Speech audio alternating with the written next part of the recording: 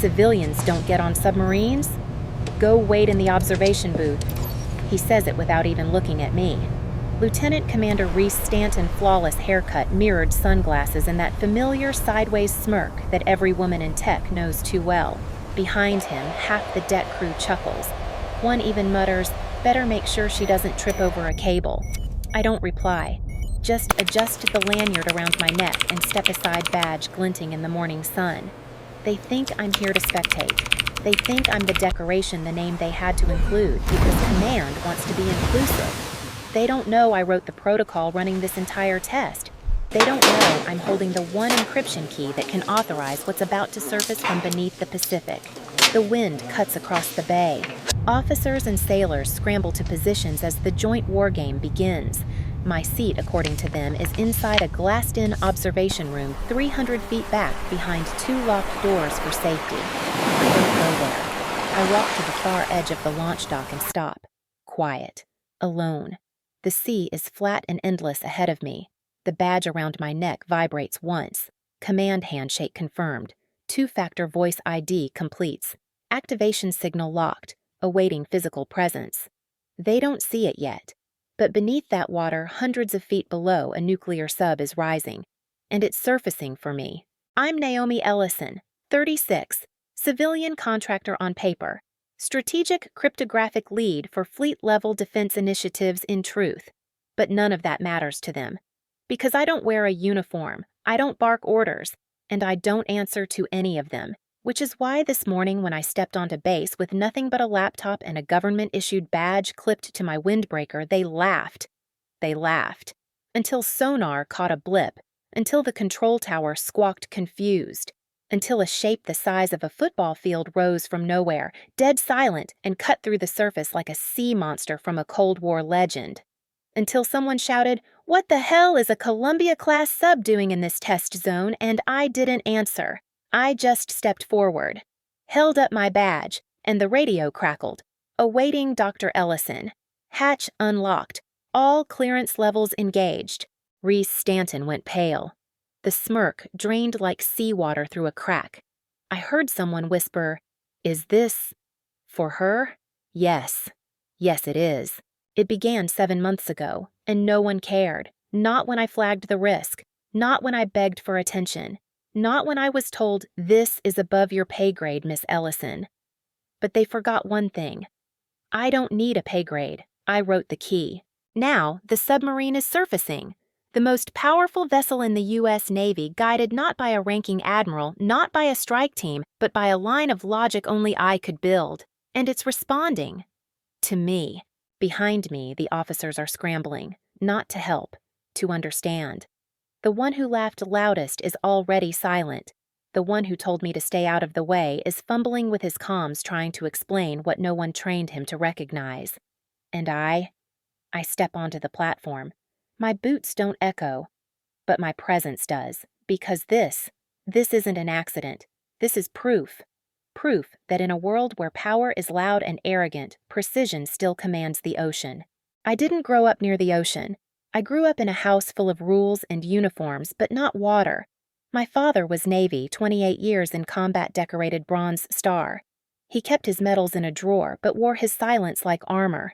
He used to say things like, "Badges don't get salutes, Naomi. You either earn the uniform or you stay in the gallery." I stayed in the gallery, or at least that's what he thought. While he was deployed, I was decoding things he didn't even know existed. Word patterns, language models, the kind of hidden syntax terrorists embedded in online gaming chats or buried in weather station data to move units without setting off alerts. I didn't carry a rifle. I carried a pattern-matching brain and an addiction to language. While other kids were memorizing locker codes, I was memorizing base 16 variations of Persian slang. I earned a PhD in computational linguistics by 24, was recruited by the NSA by 26. My official title was civilian contractor, but I lived inside firewalls and clearance tiers that most O5s never reached. I helped rewrite the foundational protocol that protected live submarine location pings during joint exercises.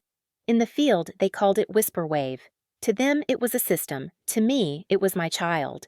And yet, Not once in over a decade of field contribution did anyone salute me. Not once did I get a nameplate. Not once was I in the photo. At briefings, they called me the code girl. In write-ups, I was Ellison Naomi, civilian.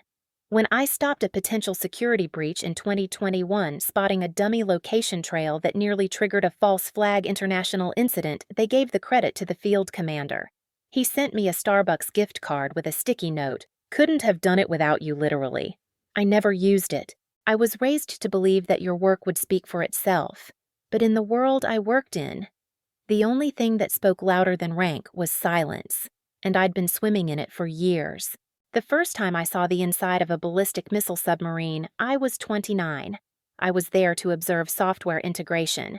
My clearance covered access, but the XO still made a point of asking, "You sure you want to be down here with the big boys?" I told him I'd already been there, just not physically.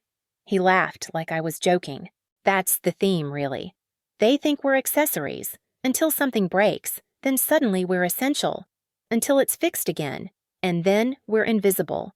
That's how it was at Port Merrick, the operations base, where the sub surfaced for me. I'd been assigned there as part of a joint task force to reevaluate encryption stability during complex fleet maneuvers. It sounded boring. It wasn't. Our entire fleet relied on the assumption that location pings couldn't be spoofed. But during a routine data check, I noticed a latency shift in signal confirmation time. Microseconds off. No one cared. System's old. Drift happens, they said. Except I knew drift doesn't happen like that. Not in a closed loop. So I pulled deeper. Built a simulation. Ran a location tracking overwrite using an outdated Eastern Bloc cipher. And it worked. The system thought the submarine was 12 miles northeast of its real position. That's not drift. That's a weapon. I reported it immediately. The report was buried within 48 hours. A week later, my badge access was under review. Another week, and I was moved from encryption team lead to liaison with no meeting invites and no desk. One officer said it plainly, "You're civilian. You don't give orders here." I didn't argue. I just went quiet, because they forgot something crucial. You can dismiss a person, but you can't dismiss a protocol already embedded in the system, especially when that person wrote it. I had embedded a shadow directive into the Whisperwave update 2 months earlier. It was a test subroutine meant to verify that autonomous location pings would activate only if they passed a triple authentication 2 from Command 1 from me. It was designed to be unused, until I used it. Strategic Command authorized my override the moment I submitted the report a second time through a different channel. Quietly, legally, internally. They didn't respond to my email. They responded by moving the Columbia-class submarine 200 nautical miles overnight on a schedule no one on base was briefed about. They let me walk into a space full of people who thought I'd been benched, and then handed me the most dangerous, most visible proof I could ask for. A nuclear submarine surfacing in silence, responding to a voice they all ignored. You want to know what justice looks like? It looks like the XO who called me Code Girl standing frozen on the dock while the hatch opens for me. It looks like the smirks fading from faces trained to believe power only speaks through bars and ribbons. It looks like a woman in civilian clothes holding the most authority in the room and not needing to raise her voice to prove it. The first time I brought it up, I was still naive enough to think they'd listen. I had a spreadsheet time-stamped delays between signal bursts from 3 separate subfleets over a 10-day window. The drift was subtle, microscopic, really like someone breathing wrong in a silent room. But the timing was consistent, predictable, engineered. I flagged it during the Tuesday coordination briefing. All the right people were there, OpsCom's technical control. I stood in the corner like I always did, waiting for a pause. When it came, I spoke softly. I believe there's an overwrite vulnerability in the cross-fleet handshake protocol, not a bug in Open Gate. If exploited, it could mimic a sub's location.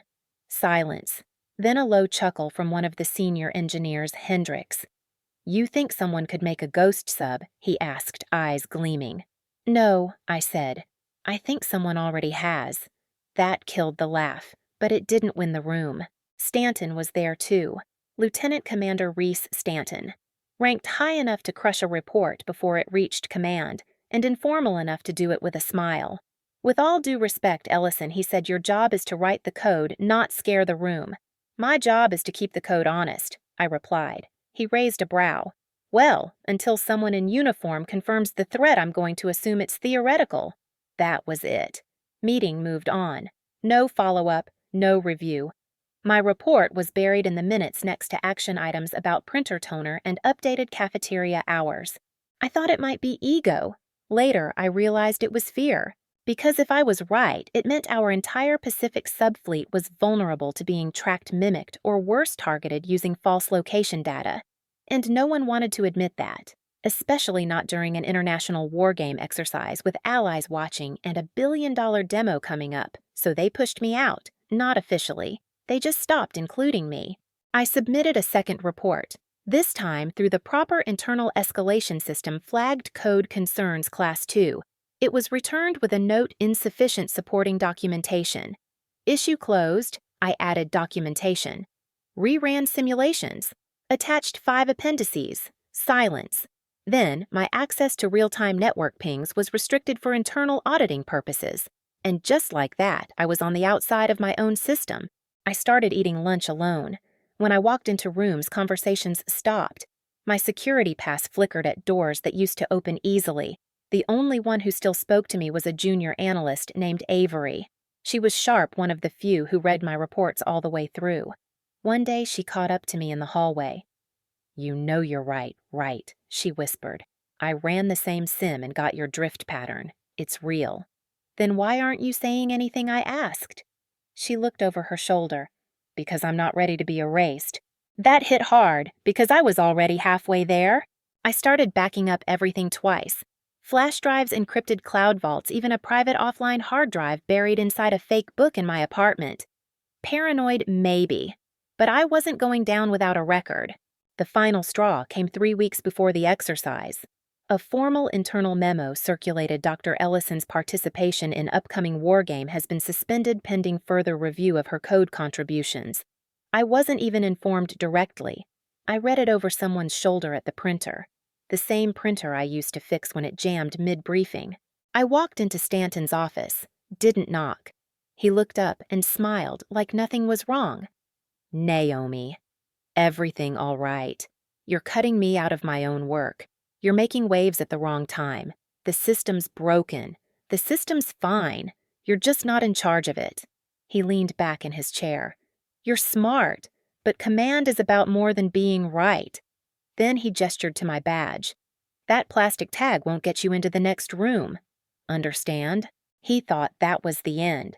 But what he didn't know, I'd already submitted the full protocol override to Strategic Command. Not through internal base channels, through my federal civilian clearance tied directly to Admiral Kellen's ethics office. I didn't just show them a glitch. I showed them a live exploit path and my fix. I named no one. But I attached command logs. I attached simulation run data. I attached intentional silence from the ops team.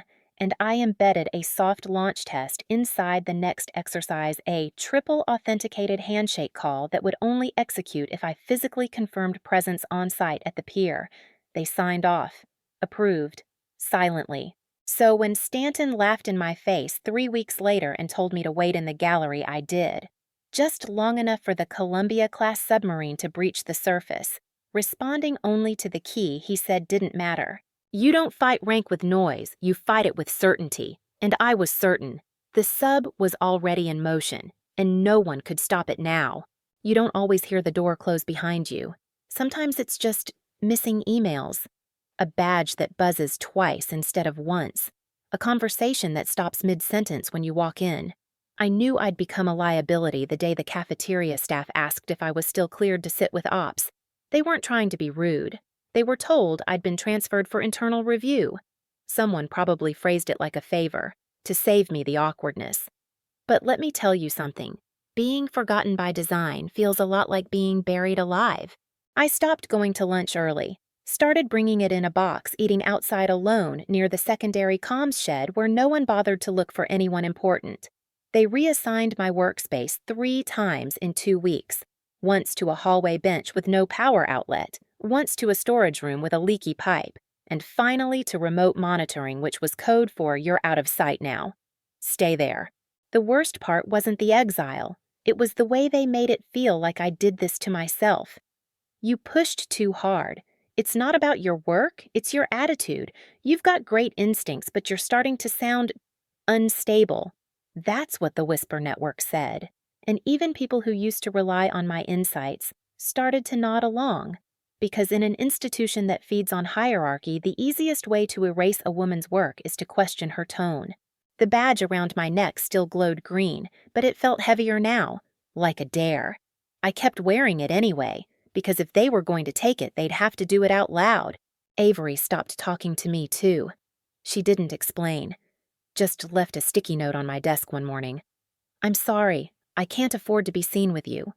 I folded it neatly and tucked it in my notebook. Not out of anger, out of understanding, because I'd been her. Once, before I learned that keeping your head down just makes you easier to step on. I almost quit, twice. The second time, I even drafted the resignation. Opened the email, typed the subject line "formal notice," "civilian termination," but I didn't send it, because my laptop pinged, and I remembered what was already in motion. You see, the override protocol wasn't just approved. It was scheduled. I'd built it into the system 2 weeks earlier under a test directive approved by Strategic Command. The sub was already moving. It would surface unannounced during the war game unless Command canceled. They hadn't, which meant they were watching, silently, waiting to see if I'd blink. That knowledge was the only thing that got me through the days that followed. When I overheard two techs joke next, "She'll be asking for a salute and a seat at the Admiral's table." When I opened my locker to find someone had scrawled "Badge Bunny" on the inside door in red grease pencil. When a project I helped build got briefed to the brass with my name completely removed, I stayed quiet, not out of fear, but because I knew something no one else did. The ocean was listening, and it had already started to move. 3 days before the exercise, I visited the water, not the main deck, just the far end of the training pier. I watched the horizon as the sun dipped behind steel-gray waves, felt the wind on my face, and imagined the hull of a silent submarine slicing through the deep on a path only I could authorize. I closed my eyes and whispered to no one, "Let it happen, just once. Let them see." Because I didn't want glory. I wanted gravity. I wanted them to feel the weight of what they'd ignored, and I wanted it to rise from beneath them, undeniable, unstoppable, and impossibly quiet. I didn't show up to the next day's meeting, didn't log into the base portal, didn't wave at the officers who passed me in the hall without recognition. Instead, I sat alone near the dock and waited. Badge on my chest. Command key activated. Radio silence. But not for long. Because silence isn't the absence of sound. It's the space right before something breaks the surface. The code had been live for 6 days. Buried deep inside a simulated fleet exercise disguised as a location fallback protocol triple locked with encryption keys I had written myself. The kind of code no one notices, unless it activates. And if it did, it would send a silent signal across an autonomous channel reserved for Strategic Command. Then, one line of instruction would follow surface condition echo. Awaiting civilian authorization ID badge required on site. That final handshake could only be triggered manually. By me, standing on the dock, in person. They thought I had nothing, but I had that, and I had it by design. Because the moment they shut me out of meetings, downgraded my access, scrubbed my name from the record, I realized something vital: I wasn't being ignored. I was being contained. I'd spent a decade designing invisible systems, ones that triggered automatically when a sequence broke integrity, ones that corrected errors silently without praise. And for the first time in my career, I became my own system. I wrote a failsafe for myself. So when the war game day arrived and the pier bustled with officers checking clipboards and shouting codes into radios, I didn't go to a command room. I didn't head to the observation deck where they'd assigned me to spectate. I walked alone to the open edge of the launch platform. The Pacific spread wide before me, navy gray and calm, and I stood there, badge around my neck, waiting. One of the techs spotted me, did a double take. He tapped someone's shoulder, whispered, "Is she allowed to be here?" I heard them. Didn't respond. Because at 09:26 hours, my badge buzzed twice. I felt it in my chest.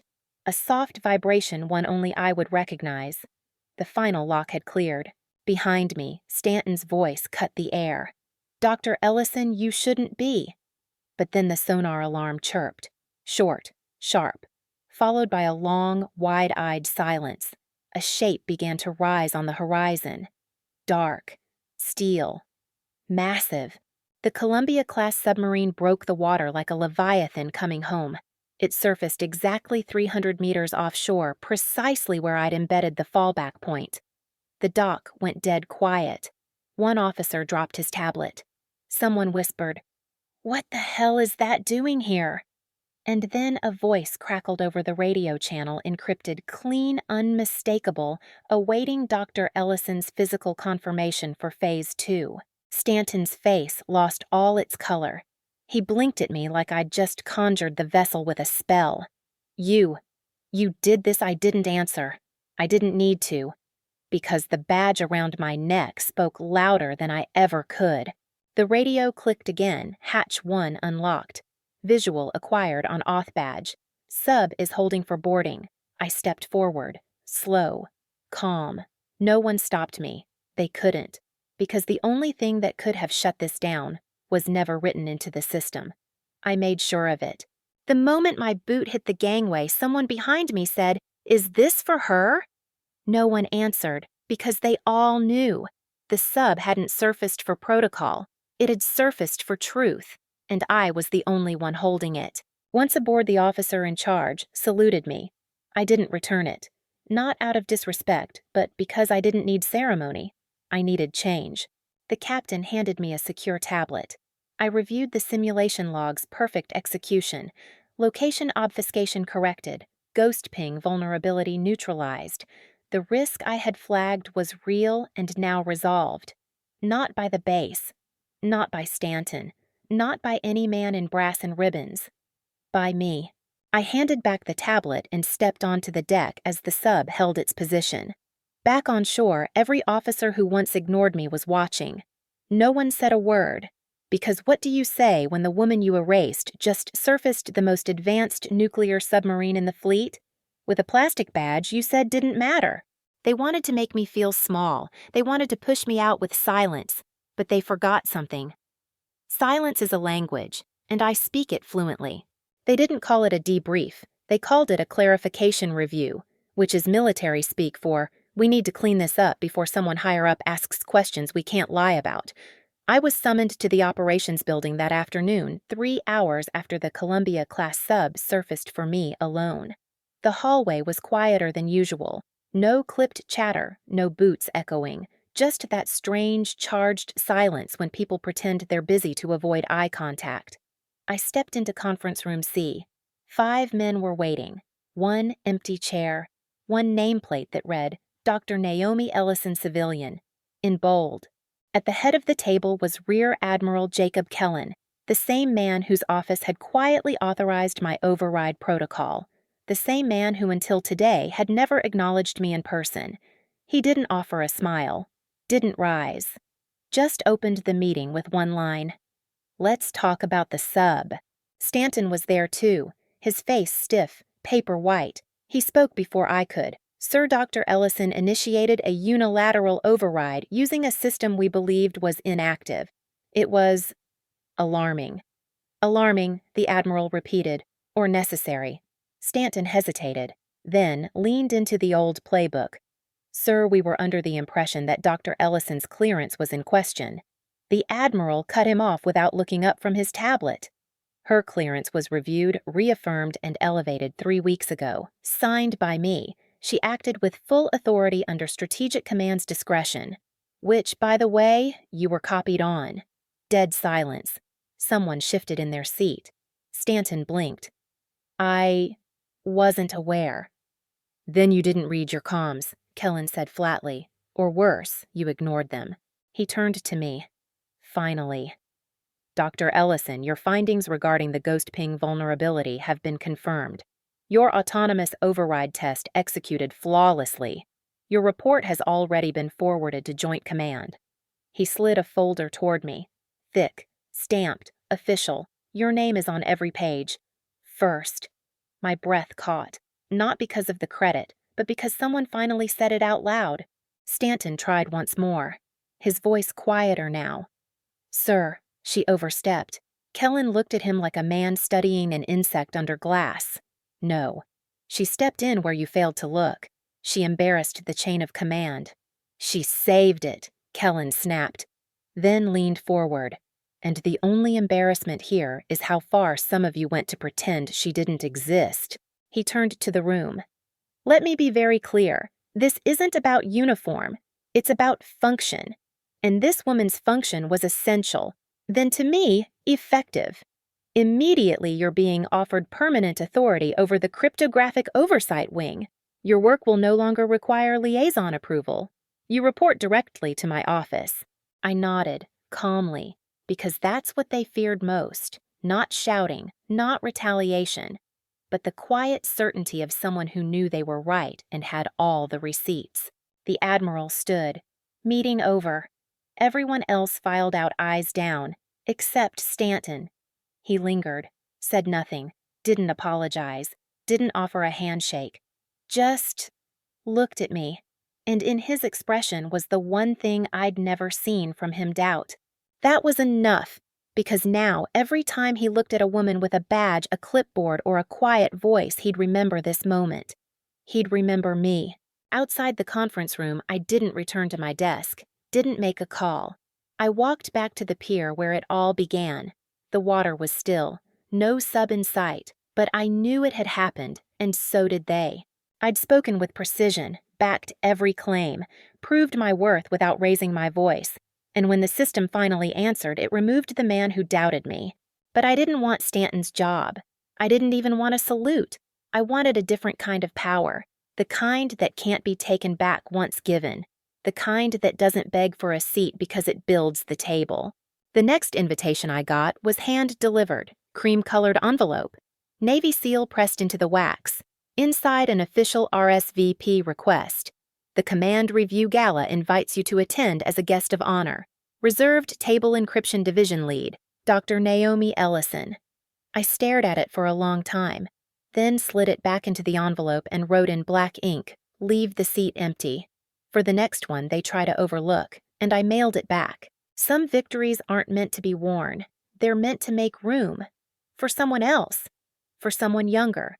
For someone who still thinks the badge around her neck means she needs permission to exist in the room. She doesn't. Not anymore. Because now there's precedent, and that's louder than applause. I took the job. Not for the title, not for the desk, but for the access.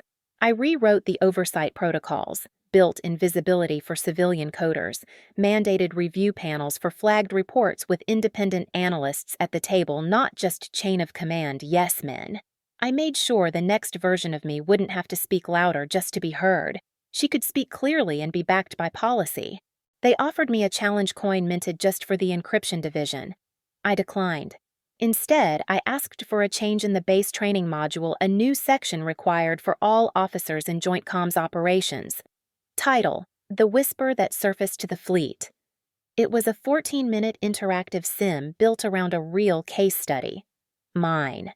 I still wear my badge, same one, same clip, but it doesn't feel like a risk anymore. It feels like a signal. Some days I visit the water, stand at the pier, close my eyes, feel the salt air on my face, and listen to the silence. Because silence remembers. It holds every dismissal, every insult, every laugh from a man who thought my voice was decoration, and it holds the moment the ocean answered me back. The Columbia class hasn't surfaced here again. It doesn't need to. Once is enough to change how power behaves. Once is enough to make arrogance tremble. Once is enough to write my name in the water. Young recruits email me now. Not in volume, just a few, but always the same tone I thought I was imagining it. But now I know I'm not alone, and I always reply, no. You're not. And next time, they'll be the ones waiting in the booth. I don't seek recognition, but I demand traceability. My work, my warning, my override. They're in the system now. Impossible to delete. Filed, logged, reviewed, and archived with my name on every page. That's better than a trophy. It's proof I existed in a world that tried to forget me, and that I changed it anyway. If there's one thing I've learned, it's this.